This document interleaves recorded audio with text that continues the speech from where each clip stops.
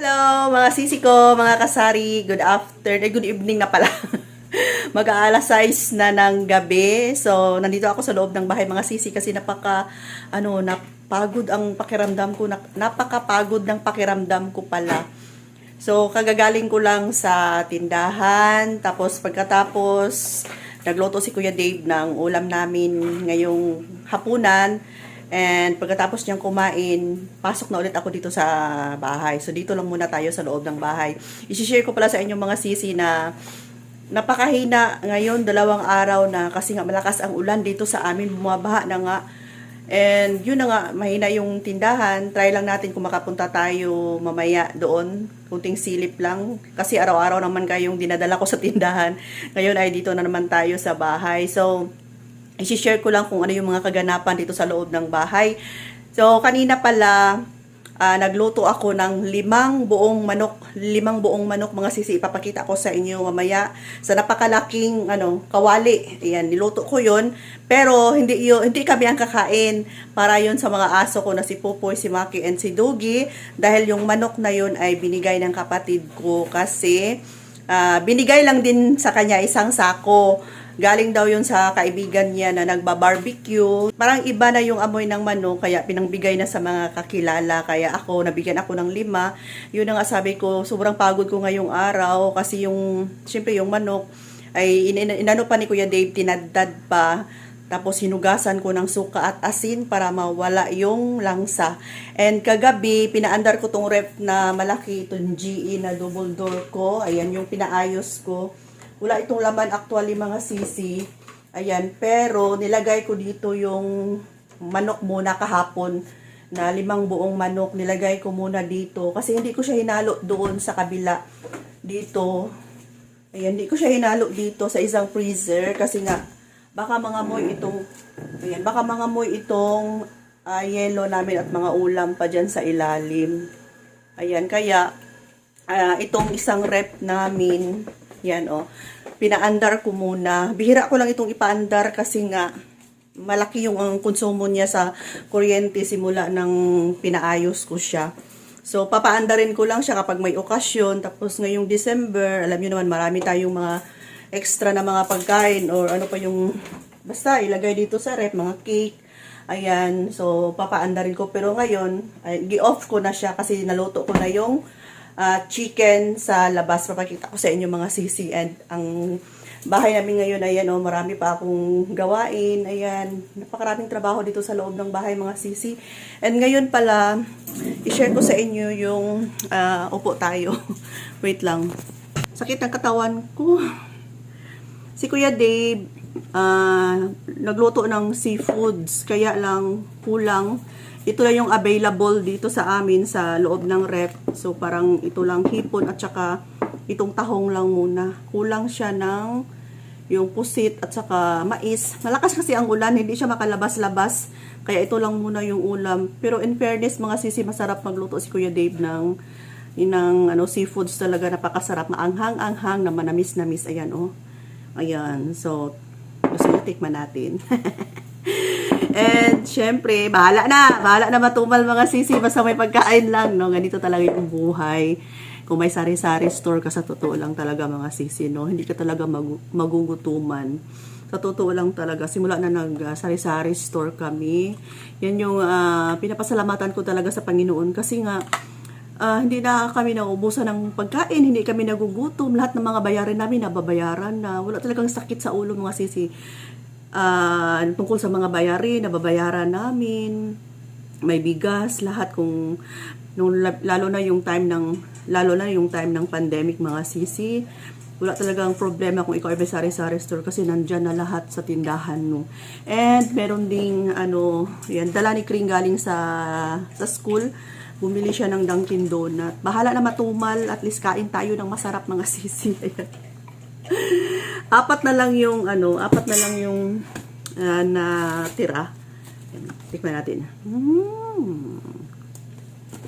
Actually mga sisi, hindi talaga ako, bihira lang ako bumibili ng mga ganito, ng mga sweets kasi nga iniiwasan ko yung mga matatamis.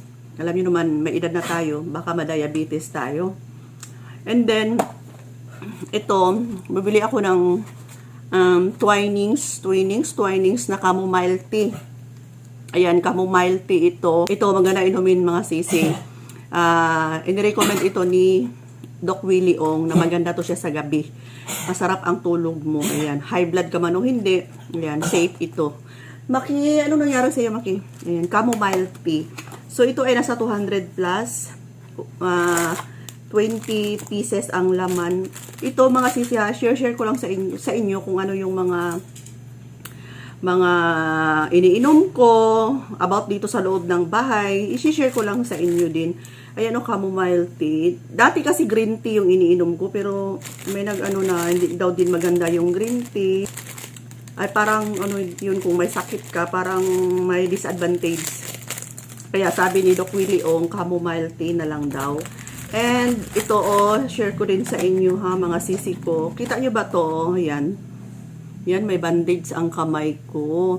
Kung napansin ninyo, before pinakita ko na ito sa inyo, may cyst po ako dito na malaki. Ayan. Ay, hindi naman siya gaano kalaki. May cyst ako dito.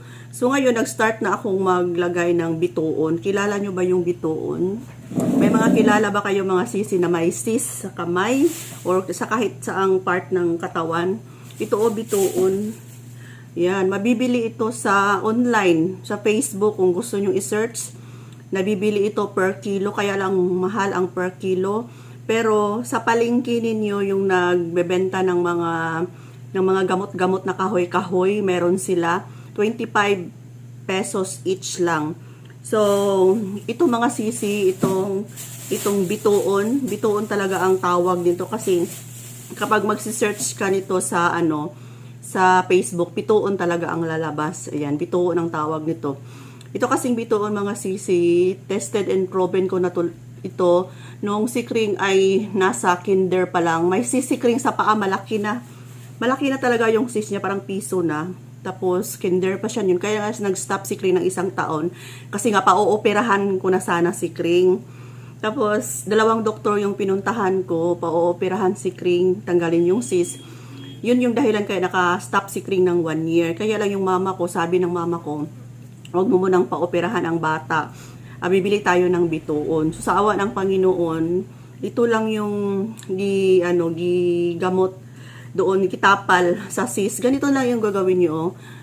Ang itong sa gitna ay cellophane lang to mga sisi. Cellophane. Tapos, nagkuskus lang ako. Saan na ba yung ginamit ko?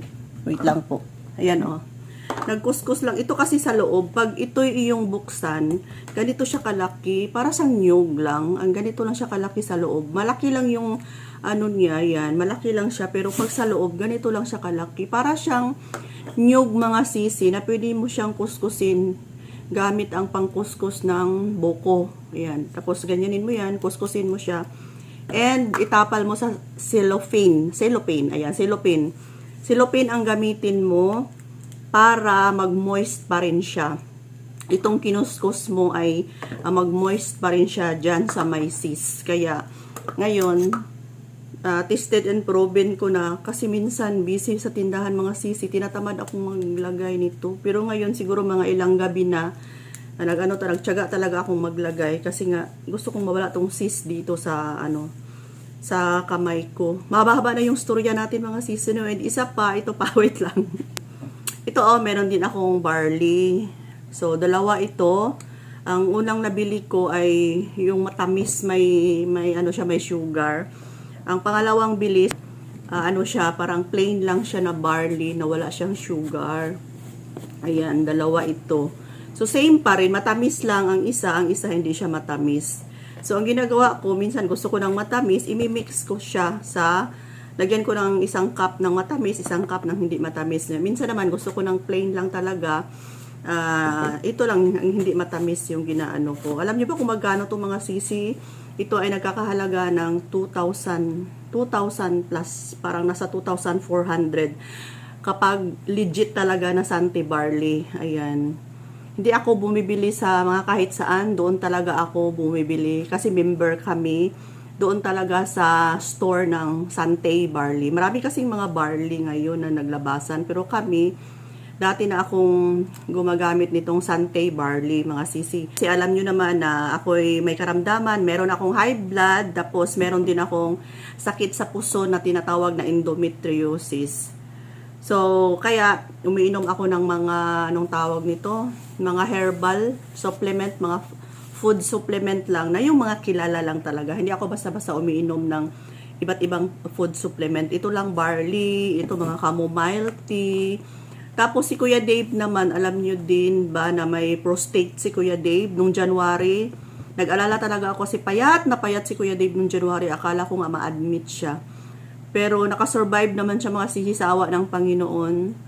Kung ang mga asawa ninyo ay may prostate, kasi sa edad natin na mag-50 na, karamihan may mga prostate na yung mga lalaki. So, ang sawa ng Panginoon, no, si Kuya Dave ay nahiyang siya sa King's, yung King's Herbal, na yung liquid na mabibili sa mga pharmacy, or pwede rin siyang mabili sa yung legit talaga na store, kasi marami ding mga fake.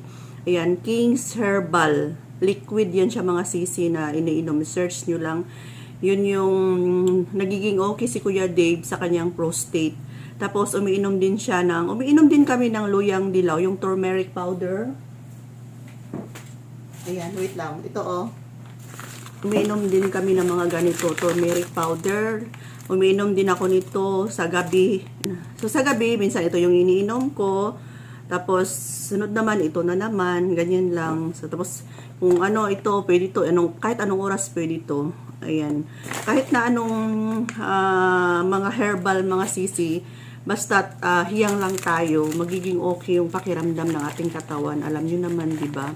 So ayan, mga sisi, bago tayo magtapos, kasi ayan, oh, parang nagugutom na ako. Nasa harapan ko yung niluto ni Kuya Dave na seafoods. Kain tayo, mga sisi. Ayan. Ipapakita ko sa inyo yung niluto kong sa labas. Yung niluto kong manok, kaya napapagod ako sa kahahalo ng manok. Labas tayo, mga sisi. Hindi na lang siguro tayo pupunta sa tindahan kasi parang mahaba na tong video ko. I-share ko lang sa inyo yung niluto kong manok kanina. Ayan, oh. So, ayan, mga sisi. Ito na yung sinabi kong manok. 5 buong manok na niluto ko. Ayan. Tapos, isasalin ko siya dito sa Tupperware. Alam nyo ba kung ano mga Tupperware to, mga sisi? Ito yung lagayan ng binibili kong gummy. Ayan, gummy belt. So, nagamit ko rin siya. Iniipon ko lang. So, ang gagawin ko nito is, ilalagyan ko yung mga Tupperware. Ayan, tapos ilagay ko sa freezer. Tapos kung sa isang araw, ganito lang karami yung ma-consume niya, isang Tupperware.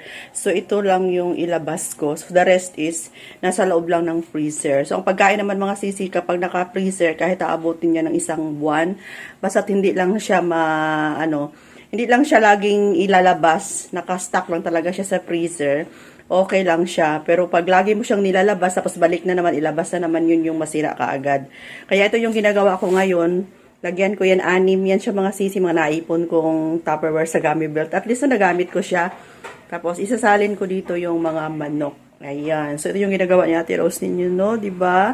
Daming trabaho ni Ate Rose. So pakita ko sa inyo pagkatapos, and lagay natin sa freezer. So ayan, mga sisi, nilagyan ko lang kung ano yung kasya nila sa isang araw. Ayan, nalagyan na natin. And after this, lagay natin sa freezer. So, kung isang Tupperware lang kailangan nila, ito lang yung ilabas natin para hindi masira yung iba. Okay, hanap tayo dito ng bakanting space. Ayan, nilagyan ko ng baking soda para hindi mangamoy yung freezer. Ayan, natin itong uli. Nilagay ko to kahapon kasi nga yung manok, dito ko muna ginagay. Tapos parang nangamoy siya. Kaya, nilagyan ko ng uling. Okay, saan ba ito pwede, mga sisi ko? Dito siguro. Ayan, isa lang ang pwedeng malagay. Dito na lang siguro. And next. Okay. 3. Okay. 3. Tapos, dito sa ilalim. Ayan, pang-consume na ito ng mga alaga ako, mga sisi. Dito ang isa. Bakante pa naman. Ayan. Okay. Dito na nakalagay yung ating pagkain ni Maki Pupoy. Ayan. Mga ulam yan. Ulam. And yellow. Ayan.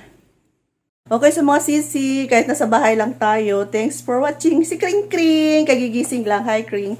Ayan, thanks for watching. Dahil gising na si Kring, kakain na kami. Bye for now. Love you mga sisi.